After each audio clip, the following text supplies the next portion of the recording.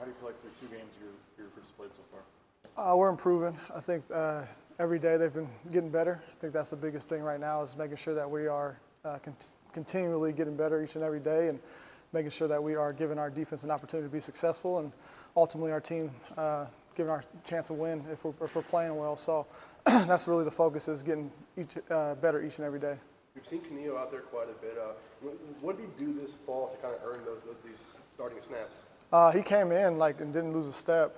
He wasn't here for spring, and he came in right away and played some really good technique, was staying on top of routes, and was competitive at the finish of balls. And so made a pick in our second scrimmage, and just right there, kept catching our eye, playing and play out. And so definitely deserves a chance, but we got a lot of guys that have earned playing time, and so that's been good to see a lot of guys step up for us. How close are he and Tyreek LaBeouf as they compete for those snaps? Yes, they're both really close. They both got their strengths and their weaknesses, and they've been doing a really good job of holding down that side of the field, and they did a really good job last week.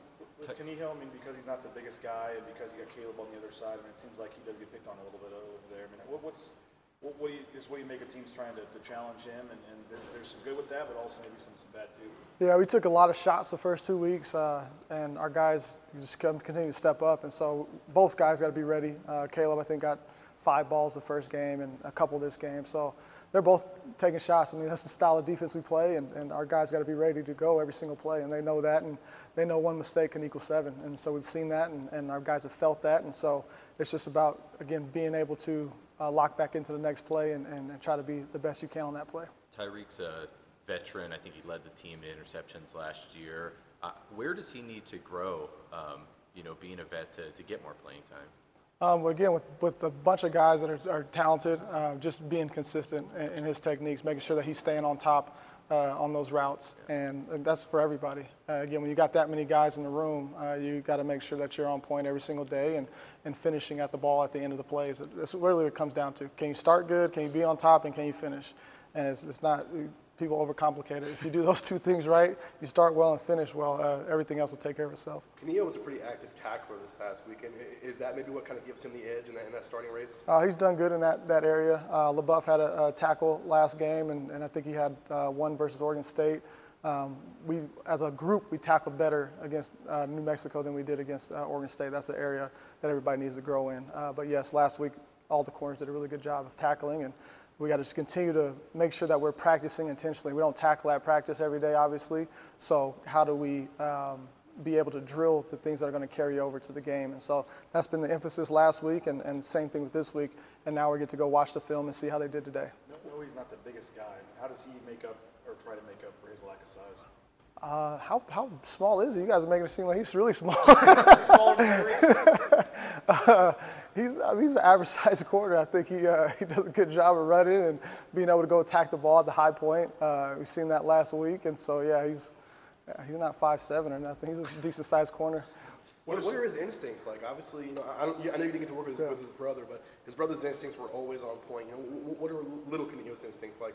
Really good and just technical. He's really technical. That's something that he takes pride in. He's always constantly talking to me about his technique, and all corners are a little bit different. So that's been fun to work with different style of guys. I think him and LaBeouf actually have a very similar style. Biggs and Clark are completely different.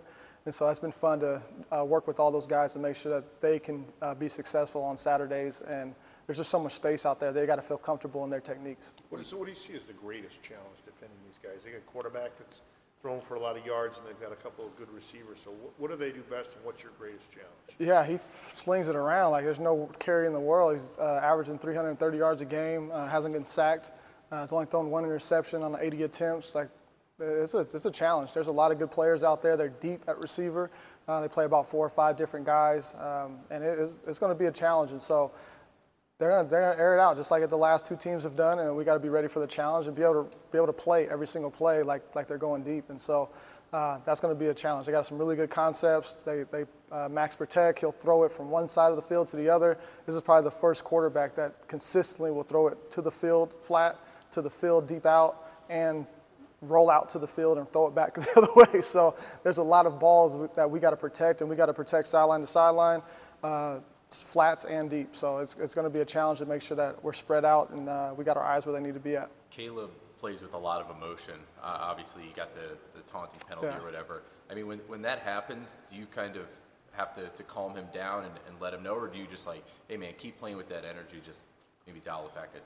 He knows that's not what we're about. So we got him out the game, and he doesn't get himself too worked up. Next play he played, he was fine. Yeah. So we got him out, and he knew what it was. He knew he wasn't supposed to do that, and he got back in and played well the rest of the game. But with Novi, I mean, obviously his brother did so many records and things here and made such a name for himself and played with him for the year. Now he's gone. How do you see him trying to step into, make a name for himself and try to live up to maybe the shadows and stuff of his brother? I think he wants to be his own guy. He plays a different position. He wants to just be successful. He wants to be the best version of himself as he can be. And you see it in his work ethic. Again, he came off of injury, wasn't able to practice a lot, but continually worked on his footwork and earned some playing time. And so he just wants to continue to grow. I think one of his goals was to get into the rotation, and all of a sudden he's playing a lot. And so when you're injured, you miss football, and all you want to do is play. And then when you start playing, then all you want to do is start. And then when you start, all you want to do is continue to make plays and be all conference. So it's never going to be good enough for competitors. And I'm just lucky enough to have a lot of competitors that want to keep getting better and grow. How hard was that when you guys were preparing for Markel to be the guy and be out there, and then all of a sudden he goes down as early as he did? Luckily, again, we have a lot of guys that can play. So scheme-wise, and that wasn't a big factor. But the biggest thing was for him, man. He's a heck of a young man, works his butt off to get back, and luckily he's still working. So he's working to get back now, and I'm excited to get a chance to keep working with him. But that's where your heart breaks for kids like that. You just know how much work they put in, and when you see something like that, game one, it's like, oh, that sucks. But again, we're excited for him. He's continuing to work back, and we're excited to see him back on the field. With the home opener, what's the excitement level to finally play here, and then also what advantages does that bring? You probably got to ask me that on Friday. There's so much work to be done between now and then. I can't really get excited about Saturday. Again, we're playing a quarterback that can sling it around. We got some dynamic receivers, guys that are averaging over 100 yards a game, and so there's a lot to work to do. But I'm sure it'll hit in at some point that there's going to be a lot of people in this crowd, and we're going to run out the tunnel, and it'll be my first time out there. So I don't know yet. From a coaching standpoint, when you guys don't have to do a day of travel, is there more preparation you can do? Actually, there's probably going to be a little less. We get them away from here. We've had 2 late games, and now we play at 2 o'clock. So we actually lose some hours that we have. So actually it's going to be a challenge to figure out how we get the same amount of work in that we did Friday, Saturday into an afternoon day. So, yeah, if it was a night game, I think we could steal a couple hours. But being at 2 o'clock, that really changes our schedule from the first 2 weeks.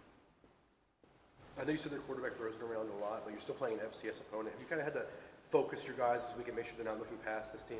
Well, I came from FCS, so I've coached a lot of NFL players, and I think they got a couple guys on their team that can go to the next level. So it's, I think at the end of the day, when you're at that level, you come up to play these games so you can prove that you can compete. And it's our job to give them that experience. Like, we need to play our best, and there's going to be some guys that can hang. And there's going to be, they're going to be able to play with, they're one of the top teams in the country. I think they're top, at least last week, they were top 16.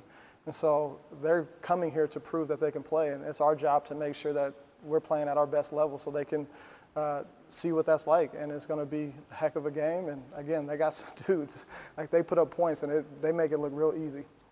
How do you compare them with, you watch them on film, coaching the FCS? Where would you compare them to some of the other FCS teams around? They're one of the top in the country, especially offensively. I haven't watched their defense, obviously, but when you got a quarterback throwing for 330, not getting sacked at all, that's pretty impressive. And again, you see North Dakota State. I mean, you had 2 Mountain West teams go down last week to FCS teams. So, I mean, I've been there, so I got a ton of respect for those guys and the work they put in, and those coaches, the hours they put in. And this coach has been there for a long time. He's had a long track record of having great offenses and great teams, and he'll have those guys prepared to come in here and play hard.